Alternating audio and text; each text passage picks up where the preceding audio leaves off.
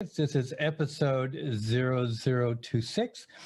So happy to have you here. Today, we have Angel Ribo. He's known as the CEO Confidant. This gentleman has an international clientele. He's also an international TV host when you think about all that he does. He's on several talk shows where he's actually interviewing people. This gentleman is a philanthropist. He has a great sense of social responsibility.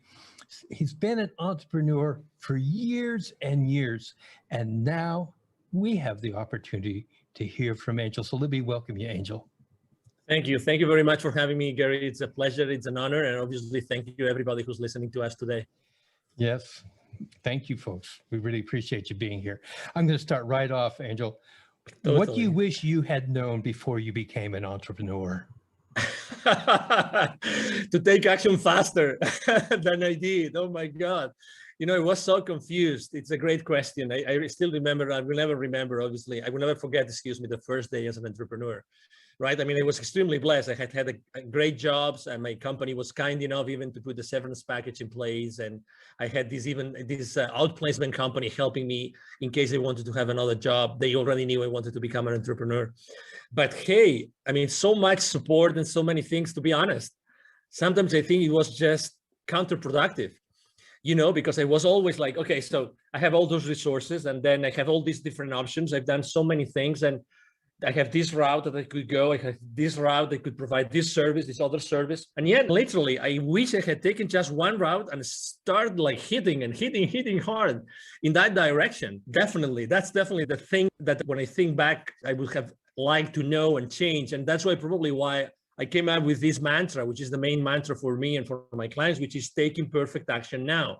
Taking perfect action now. That's my main mantra. It's like, regardless of the path that you take, it's by taking it that you learn, you make mistakes, and you course correct, and you course correct, and you make mistakes and you course correct. Keep going, keep going, keep going.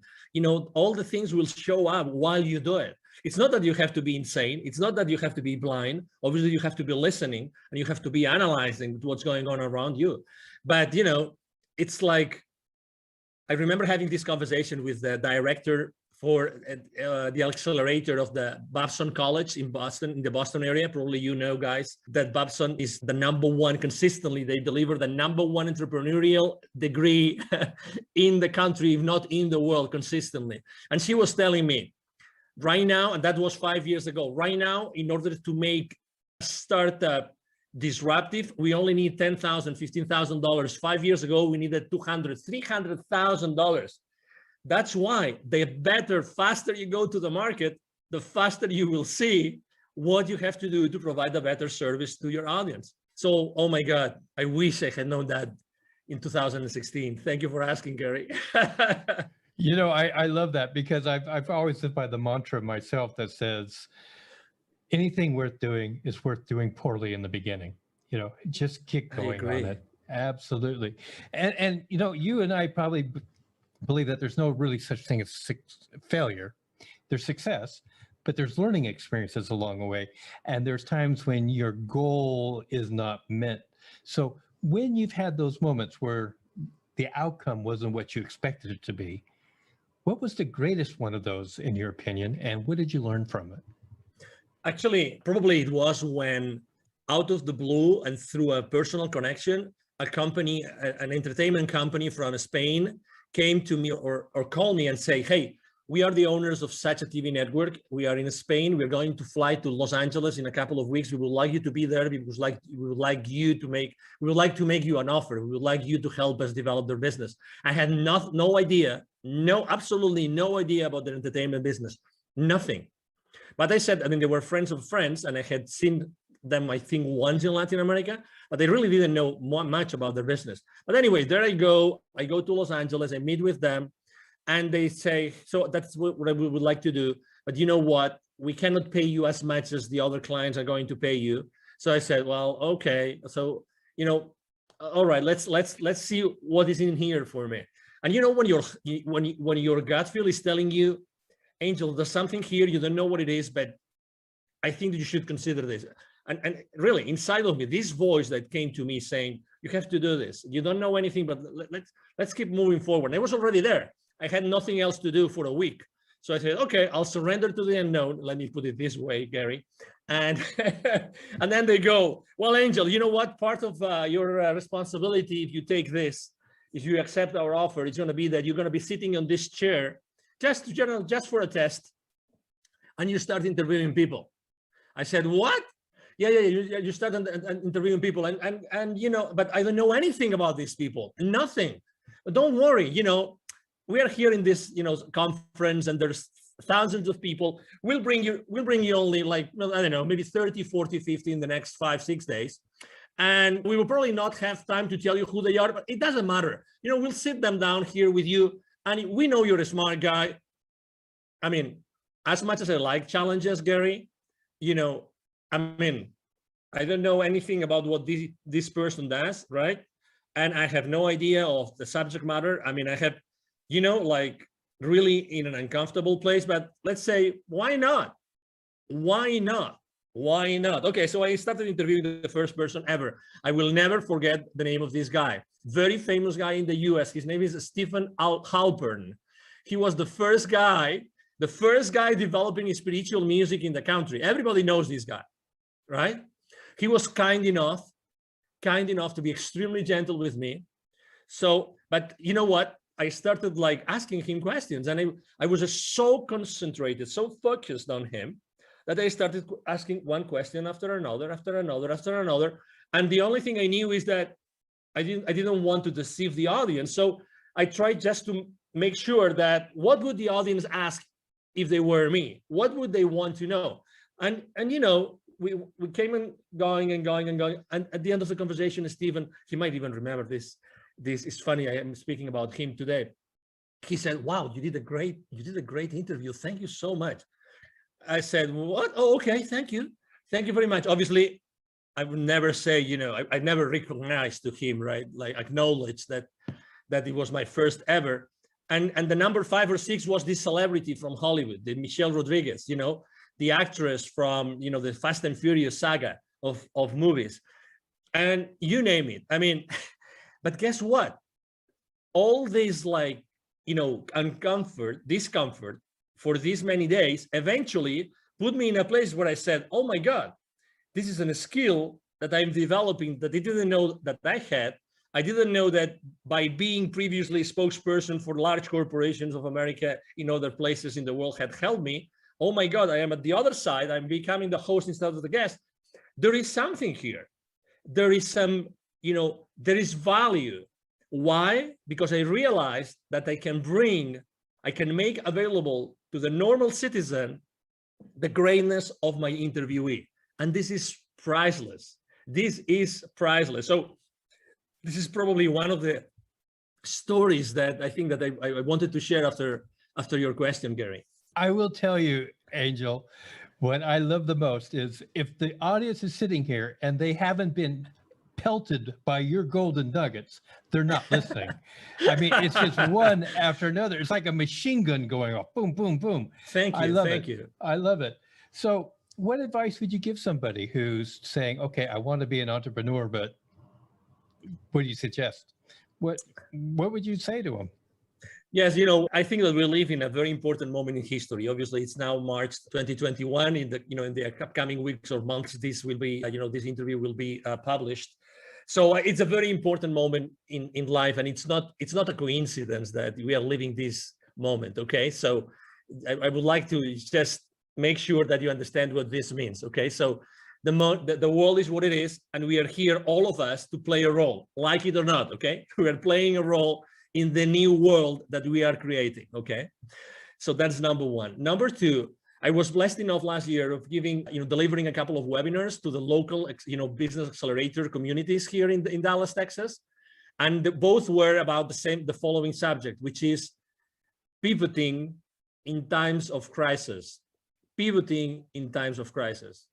And after doing those two webinars to the local entrepreneurs and startup CEOs communities, I would say one thing: we all have this incredible talent.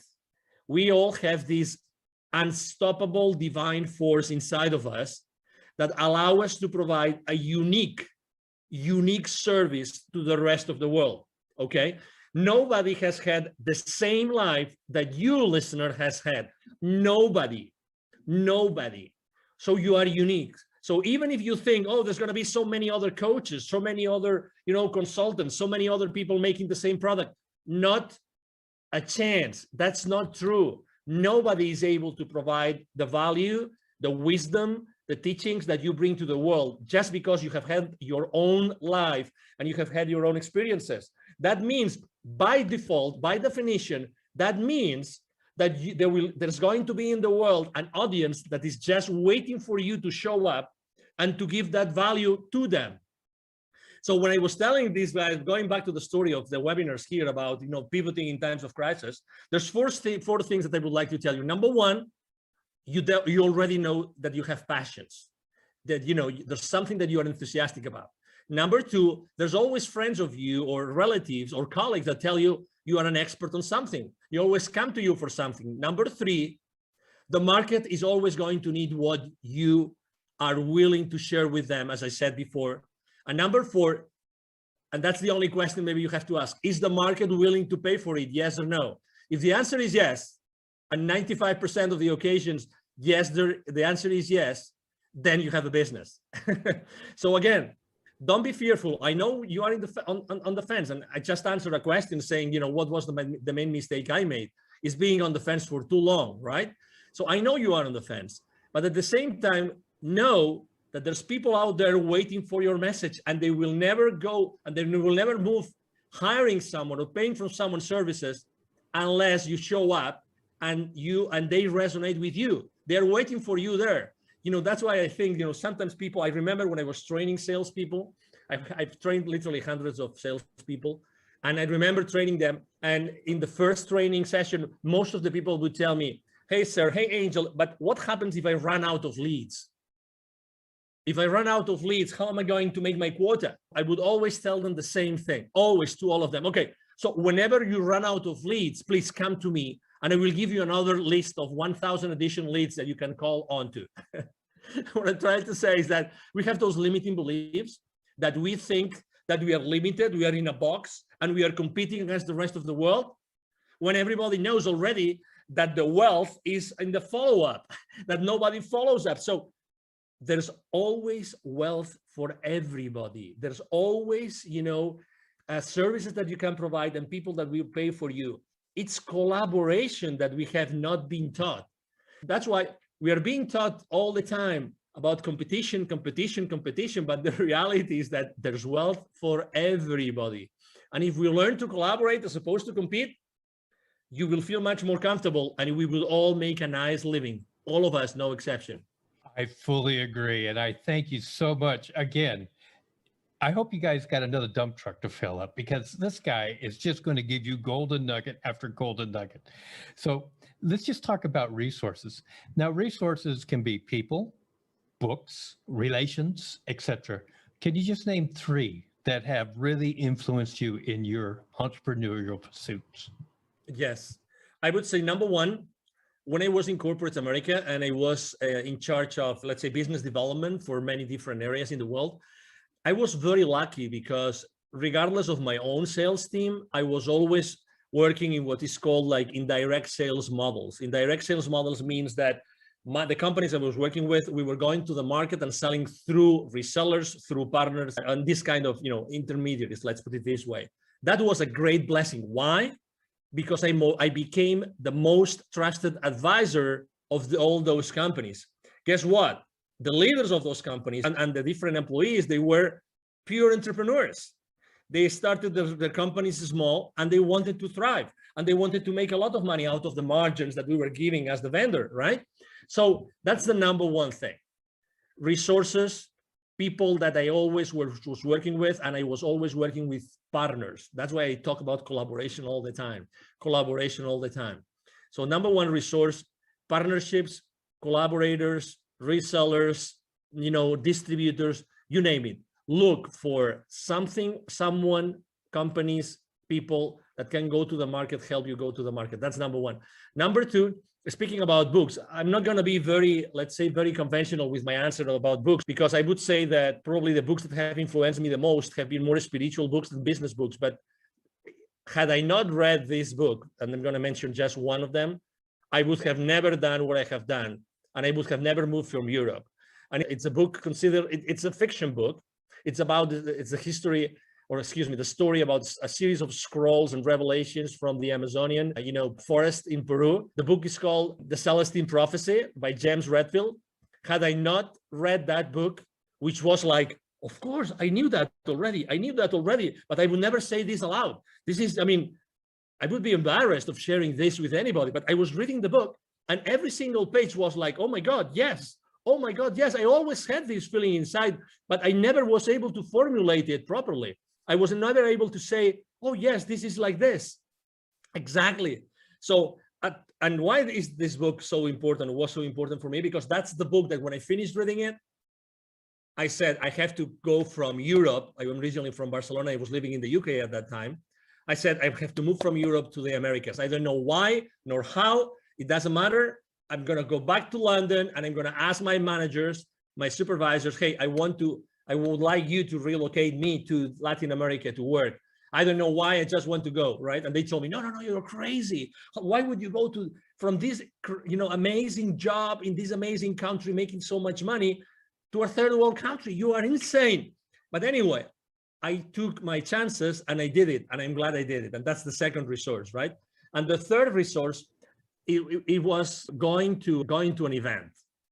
And I go to a lot of events, but this event really changed me. And although I burned my feet and that event, and now I'm giving you a clue that what event I went, and and nobody burns their feet, only the ones who are not engaged. And I was one of them. Okay, I don't mind saying it and sharing it with the world. I went to a Tony Robbins event and I burned my BLOODY feet. Okay.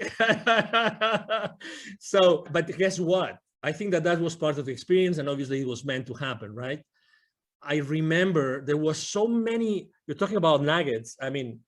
Tony Robbins, obviously, he's, as you know, he's been the coach for the most influential people in the planet. Okay, so what he knows, probably only a handful of people know in the planet. Okay, so he was just sharing so many ideas, and the idea, for the first time, the idea of, if you want to be really wealthy, that's going to be proportionate to the number of people that you help. And I had never, it seems obvious, right? It seems evident, right? But I had never thought about this in that way, that it's all proportional. So start thinking about how can you do something, provide a service or a product that you are going to be able to scale afterwards, right? Because it's going to be the amount of people that you serve, what's going to define the rest of your, let's say, wealth life. Those three resources, collaboration with partners, this specific book, and going to this specific event, those were three amazing resources that they made Angel Ribo the CEO Confidant that I am today. Well, I'm glad that you hit those resources. And I must admit that in my life, two of those have been experiences for myself without the burnt feet. but let's just move on here. There's a lot of myths about being an entrepreneur. And because they're myths, I'm going to give you an opportunity to just pick one and just bust it right now for our listening audience. Any myth? Probably the first myth that I like to speak about a lot is the imposter syndrome. The imposter syndrome. We all as entrepreneurs at some point, generally in the beginning of our journey, we think that we're not worth it, that nobody's going to hire us, and that whatever we say that we did before, it's just BS, with all due respect to everybody, okay? Because we think that it wasn't enough. We think that nobody's going to hire us because before we had all this powerful machinery, of this large corporation or company, supporting us. And then we think that as soon as we start saying what we did before and try to capitalize and try to show it to the world, it's fake, because it's fake because it wasn't another setup and it was another system and we were working with another set of goals, but it's not true. It's not true.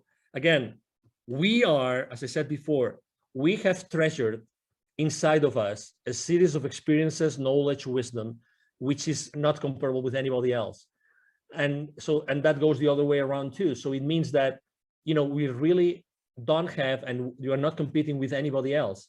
So when we have this syndrome that, we think that what we are saying, even though, deep inside of us, we know it's true, we still have this feeling, and we say it like with our, mouth, like semi-shut, you know what I mean? When I read the other day a great quote, I used it for my motivational quotes on social media.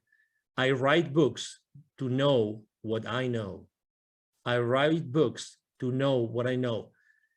And I can tell you, one of the reasons why I accept so many invites from podcasters is because for me to be on a podcast and to be interviewed is such a blessing, because I really get to know what I know. I have to tell you, and I can tell you a very interesting story. The other day, I was interviewed by a young guy from Bangladesh. I was his second guest, okay? And he was intimidated, so intimidated that he made it late to the show, and he was the host, right? When you realize that he was late, not because of any other reason, but when you start talking with him, you realize that there's something there. And I spent literally like the first 5-10 minutes just praising him, just telling him how brave he was, how courageous he was, that I had been in his website and everything. And he was suddenly, I saw him growing. I saw him like becoming the phoenix bird. You know what I mean? This young man, I was his second, and he started asking me questions. And the questions he was asking me were so naive. But you would say, okay, they were naive, so they were not rich. No, because it's not such a thing as a naive question. I phrase it like this, so you realize you know what I mean. But he forced me to answer questions in a way that nobody else had ever forced me to answer. So out of his spontaneity or his, being genuine and naive, actually, we eventually had an incredible interview. I really thank him so much. And obviously I offer my help to him. He's in Bangladesh and he's a very young guy. You never know where the diamonds are going to be buried. You never know that. Never, ever. So it's very human. Going back to the original question, it's very human to have the imposter syndrome. But hey, show up, step up, expose yourself. That's the best recipe I can give you to bust the imposter syndrome that we all as entrepreneurs go through. Show up. Don't be afraid. And if you cannot answer a question, it doesn't matter. Be genuine and say, hey, I haven't got the finest idea of how to answer this question. I will have to think about it. Just that. And it's you. And there's going to be people that are going to say, this guy was strong enough, and he was authentic enough and humble enough to acknowledge that, or he or she obviously wasn't able to answer that question. And that's part of who you are. And again, I'm sure that for the next interview, you will be able to answer this question and many others, because you probably will have done some homework, but I really like this, like as to be busted, because we all go through it. It's a limiting belief, and it's so not true. So not true, Gary. I really appreciate that. And one thing that I know from our brief interactions with each other, you are a master at building other people.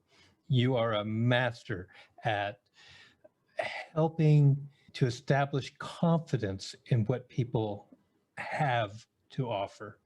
So I really appreciate that aspect of you from my point of view.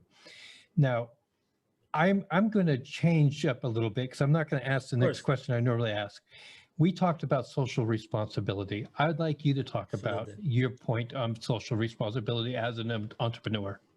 Yeah, there was a time in my life in which I said, if not me, who? And you will understand why. If not me, who? I had this question inside of me, if not me, who? When I was in Latin America, I lived in Latin America for 10 years, and I was working with Latin America for 15 years. And I was going there so often. I was always dealing with, we were doing consultative selling to large corporations present with their subsidiaries in Latin America. And every time I was going to see their plants, the manufacturing plants, they would typically be in the outskirts of big cities, suburbs, rural areas sometimes. Every time I would go to those places to meet with the CEO levels, to close some deals, every single time outside those plants, there would be a lot of poverty because that's where poor people live. You know, they live in the outskirts of the cities. And every time I would go to those places with my rental car, they would ask me, hey, senor, would you like to buy some gum from me, some candy, a bottle of water? Can we keep your car safe while you are inside? So I was always interacting with kids, always was interacting with kids.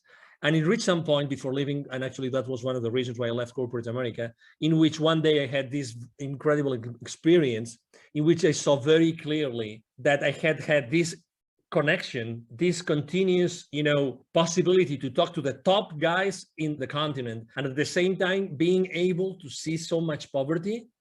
And I saw very clearly, if I'm not the one connecting those two dots, who's going to do it? Who is more? Who can show more, like the experience reaching out to the top and being able to deliver to the bottom through my entrepreneurial career? And I can teach entrepreneurship to these kids in need in Latin America. That was the aha moment. That was, and again, it came very, it was an impactful moment in my life, but I was, one of the saddest things in life is that we become, how is that, too familiar with the misery. We become too familiar with problems that we don't pay attention to. And the more they show up, the more insensitive we become. We become insensitive to people that are really in depth, in deep problems. And let me tell you an example. Just in Latin America, there's 170 million kids in 2012, according to UNICEF. 81 million kids live in poverty in Latin America. 81 millions. Okay, so the population of the US is 350 million roughly. 81 million kids in Latin America live in conditions of poverty. 22 million don't have drinking water at home. 22 million. And that was from 2012. I can't imagine now, after everything that's going on in the world, I can't imagine. So that's why in 2015, after I had this experience, we gathered a team. I'm the co-founder of Wisdom for Kids. And what we do is we help underprivileged kids in Latin America become entrepreneurs using the local resources.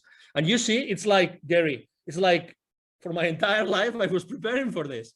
Isn't it crazy? It's like I had learned all this entrepreneurial stuff and connecting to all these people and knowing how to reach out to them, blah, blah, blah. All this, like, there was a plan behind it. Someone had been working on that plan for me to be able eventually to do that. That's why I was asking myself, as I said in the beginning, if not me, who? Who's going to do this if it's not me? Who is more, prepared to do this? And I felt immediately, the responsibility in a good way, because going to Latin America and teaching kids entrepreneurship is just a blast. It's a big blessing, as you can imagine, Gary. I just am so overwhelmed with the things you've just talked about. Thank you. This is why I love doing what I do when I get to talk to people like this. How can people contact you? Thank you. So I'm very active on social media. I'm blessed with having a great team that helped me do that. Otherwise, I wouldn't be able to do it. I thank my team every single day. I am the most active network I am on social media outlet is LinkedIn, the professional network. You can message me there and you will see me there. Angel Ribo, Ribo spelled like R-I-B-O for the ones that don't see the video of this interview.